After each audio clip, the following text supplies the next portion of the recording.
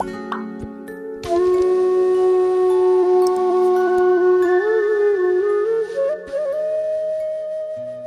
श्री गुरु सत्ताय नमः।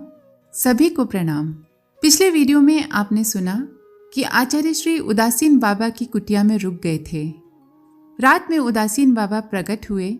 उन्होंने आचार्य श्री को बताया कि वे उनके गुरु भाई हैं और उनको आगे का रास्ता दिखाने आए हैं। आचार्य श्री को उन्होंने सुमेरु पर्वत क्षेत्र में छोड़ा और कहा कि उनका काम समाप्त हुआ, वहां से आगे का मार्ग गुरुदेव दिखाएंगे। आइए अब इसी क्रम को आगे बढ़ाते हैं। सुमेरु पर्वत पौराणिक संदर्भों के अनुसार वह है जिसे मथानी बनाकर समुद्र मंथन हुआ था। देवलोक का मार्ग भी यहाँ से आरंभ हुआ मानते हैं। इस तरह के उल्लेखों में आचार्य श्री का मन ज्यादा नहीं रमा। वह योगी जा चुका था और सुमेरु के संबंध में दिया गया उसका वक्तव्य भी आचार्य श्री के मन से बाहर निकल गया था। वे शिला पर देर तक बैठे रहे, चारों ओर फैला प्रकृति का सौंदर्य निहारते रहे। उठकर चहलकदमी करने लगे। अभी तक तो योगी का साथ था।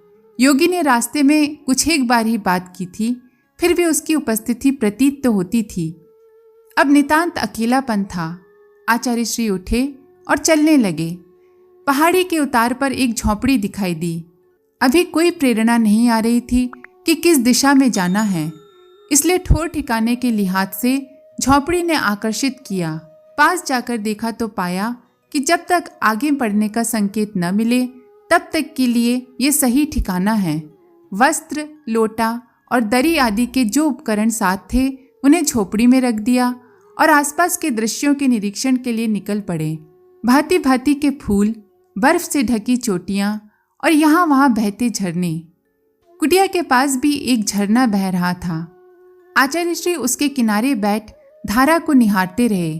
शाम हो गई और लगा कि अब सो जाना चाहिए, तो कुटिया के भीतर आ गए। संध्या पूजा से निवृत्त होकर बिस्तर लगाया और सोने की कोशिश करने लगे। नींद नहीं आ रही थी। आगे क्या होगा का प्रश्न मुंह बाएं खड़ा था। अपने मार्गदर्शक सत्ता के कारण मन में निश्चिंत और आश्वस्त भाव तो था, लेकिन एकांत का अभ्यास नहीं होने से कुछ बेचैनी और ऊब थी। वही नहीं सोने दे रही थी।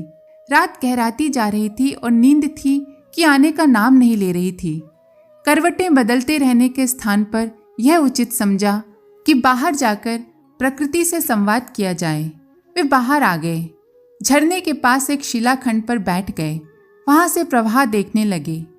उनकी दृष्टि झरने के दूसरी ओर पालथी मारे बैठे एक युवा साधक पर पड़ी।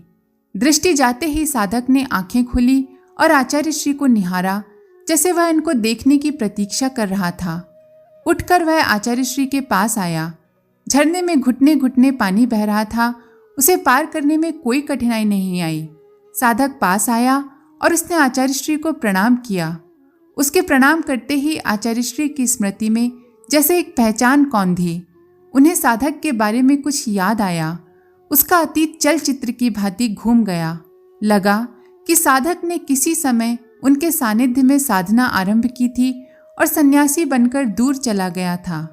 स्मृति पर थोड़ा जोर दिया तो याद आया कि दीक्षा देने का स्थान वाराणसी था। साधक प्रणाम करते हुए आचार्य श्री के चेहरे की ओर देखे जा रहा था। आचार्य श्री ने कहा, अरे निखिल, यहाँ क्या कर रहा है? निखिल ने कहा, आपकी आज्ञा के बिना तो मैं हिल भी नहीं सकता गुरुदेव। आप ऐसे क्यों पूछते हैं कि मैं यहाँ क्या कर रहा हूँ? आचार्य श्री ने कहा, तुम जिन सिद्धियों को प्राप्त करने के लिए इधर आए थे वे मिली या नहीं? इस प्रश्न पर निखिल ने फिर हैरानी जताई, फिर अपने आप सहज हो गया। आचार्य श्री ने कहा, अपने शरीर को स्फटिक की तरह निर्मल करके बताओ तो जरा। निखिल ने आंखें बंद की। कुछ देर बैठकर ध्यान किया और प्रतीत होने लगा कि उसका शरीर शीशे के रूप में परिणित होता जा रहा है। कुछ ही देर में उसके आर पार दिखाई देने लगा। उसके पीछे झरना और वृक्ष आदि दिखाई दे रहे थे। पारदर्शी होते होते उसका शरीर वायुभूत होने लगा, जैसे वह अदृश्य हो रहा है। उसका आकार घटने लगा और कुछ ही क्षणों में वह पूरी तरह अदृश्य हो गया। ऐसा लगा जैसे निखिल उस स्थान से दूर चला गया है। कुछ पल बीते होंगे कि उसकी आवाज़ सुनाई दी। निखिल कहे जा रहा था कि मैं इस समय पृथ्वी से लगभग 4 मील ऊपर चल रहा हूँ। जिस जगह मैं हूँ वहाँ नीचे गंगोत्री बह रही है। वहाँ स्नान कर गोमुख की ओर जा रहा हूँ। इन संवादों में से वाक्यों के बीच थोड़ा थोड़ा अंतराल था। उससे लग रहा था कि निखिल अपनी यात्रा का वृतांत उसी समय सुनाता जा रहा था। कुछ पल बाद फिर आवाज गूंजी, अब मैं गोमुख पर नीचे उतर रहा हूँ। उसका जल अपनी अंजुलि में भर रहा हूँ, आपके श्री चरणों में अर्पित करने के लिए। कुछ ही मिनट बीते होंगे कि निखिल आचार्य श्री के सामने उसी शिला पर उतरता दिखाई दिया। वह किसी ऊंचे स्थान से उतरने की तरह शिला पर प्रकट हुआ था। वहां आते ही आगे बढ़ा और अंजुलि में भरा गोमुख का जल आचार्य श्री के चरणों में चढ़ाकर नतमस्तक खड़ा हो गया। आचार्य श्री ने उसका कंधा थपथपाया और कहा, इसे अपने मार्ग की सफलता मत मानना। इस तरह के चमत्कार ऐन्द्रजालिक हैं। स्वयं को परमात्मा की सेवा में लगा सको तो अपने आप को ज्यादा कृतकृत्य अनुभव करोगे। निखिल ने कहा, आप ही बताइए गुरुदेव कि अब मुझे क्या करना चाहिए। आचार्य श्री ने कहा, तुम जितनी जल्दी हो सके यह क्षेत्र छोड़ दो, समाज में जाओ। वहां निर्मल, निश्चल और ऊर्जावान आत्माओं की बड़ी जरूरत है। तुम्हारे भीतर इस तरह की क्षमता है और तुम उसे मानवीय चेतना के उत्कर्ष में लगाओ। वही तुम्हारी एकांत साधना होगी। सुमेरु पर्वत के उस क्षेत्र में 2 दिन रहने के बाद आचार्य श्री ने तपोवन की राह पकड़ी। जिस मार्ग पर वह चल रहे थे उसमें इक्का दुक्का यात्री ही दिखाई दिया। वहां से निकलते समय निखिल ने बताया था कि इस मार्ग से जाने पर कठिनाइयां बहुत हैं। उन्हें पार पा लिया जाए तो सबसे कम समय में और कम दूरी में तपोवन पहुंचा जा सकता है। आचार्य श्री को गुरु पूर्णिमा तक अपनी मार्गदर्शक सत्ता के पास पहुंचना था, इसलिए जल्दी थी। सुमेरु पर्वत से तपोवन आते हुए रास्ते में आए उस पड़ाव के बारे में विशेष पता नहीं था। आचार्य श्री ने उन दिनों डायरी नहीं लिखी। संभवतः पादुकेश्वर नाम रहा होगा। स्थानीय लोग उसे पांडुक्या कह रहे थे। उस बस्ती में 7 परिवार थे। ढलान पर बनी झोपड़ियों में बर्फीली हवाओं और तूफानों से बचाव नहीं हो पाता था। पक्के मकान बनाए नहीं जा सकते थे क्योंकि पत्थर चुनने पर खतरा ही था।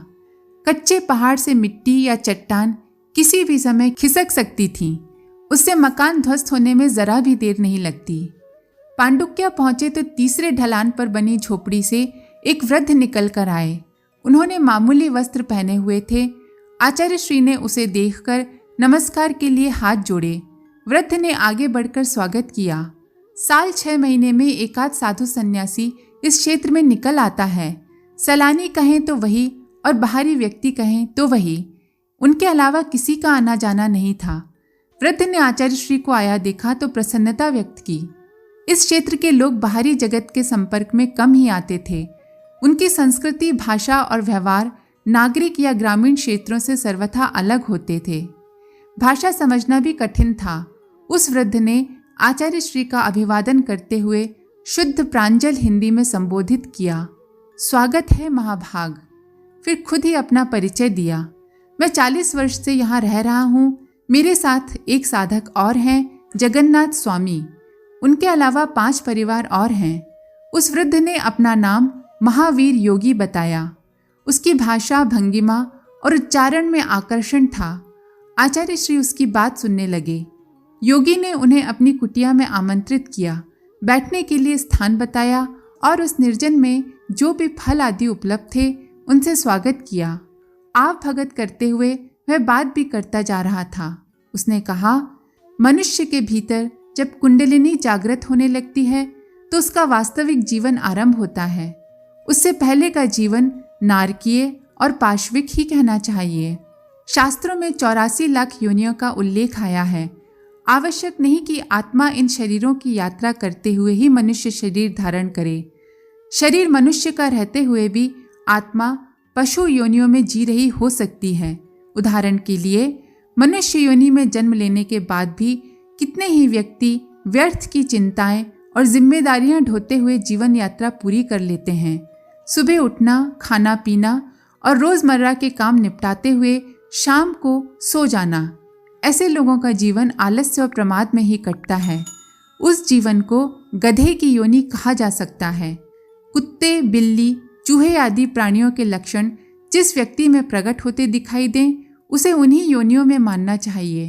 कुंडलिनी का स्पंदन होने के बाद मनुष्य को 7 जन्म और लेना होते हैं। उस योगी ने कहा, यह अधिकतम यात्रा है। गुरु का अनुग्रह हो जाए तो स्पंदन आरंभ होने के बाद अगले जन्म में ही निर्वाण पाया जा सकता है। 7 जन्म पूरा करने की आवश्यकता नहीं है, लेकिन सामान्य स्थिति में साधकों को 7 शरीर बदलना ही पड़ते हैं। महावीर योगी ने कहा कि उनका अपना जीवन 6ठा आवृत्ति है। 5 जीवन वे जी चुके हैं। इस जीवन के बाद अभी एक और यात्रा करनी है। योगी ने 7 जीवन को 7 चक्रों की यात्रा कहा था। 7 जन्मों की विवेचना करते हुए योगी ने बताया कि स्पंदन और संकल्प जागृत होने के बाद साधक दूसरा जन्म लेता है तो उसके स्वभाव में करुणा और सहृदयता के गुण ज्यादा विकसित हुए होते हैं। वह लौकिक संबंधों में गुरु को सबसे ज्यादा स्थान देता है। साधन और गुरु कृपा के प्रभाव से वह स्वादिष्ठान तक की यात्रा तो कर लेता है, लेकिन वहां वह स्थिर नहीं रह पाता। ऐसा भी होता है कि परिस्थितियों या अपनी आदतों के कारण वह पीछे की ओर खींचा जाने लगता है और वापस पिछली अवस्था में पहुंच जाता है। तीसरा जीवन अधिक महत्वपूर्ण होता है। इसमें व्यक्ति को गुरु की कृपा का प्रत्यक्ष अनुभव होता है। वह सामान्य श्रेणी के लोगों से अधिक मानवीय और करुणावान होता है। पूर्वाभास और अतीन्द्रिय दर्शन जैसी क्षमताएं उसमें विकसित हो जाती हैं। वह संपर्क में आने वाले अन्य व्यक्तियों को प्रभावित करने की क्षमता रखता है। चौथे जीवन में ये क्षमताएं प्रखर हो उठती हैं। लोग ऐसे व्यक्तित्व के सानिध्य में प्रसन्नता अनुभव करने लगते हैं। वे ज्यादा से ज्यादा उसके सानिध्य में रहना चाहते हैं, उससे मार्गदर्शन लेते हैं। महावीर योगी ने अपने बारे में बताया कि 5वीं भूमिका में पहुंचे हैं।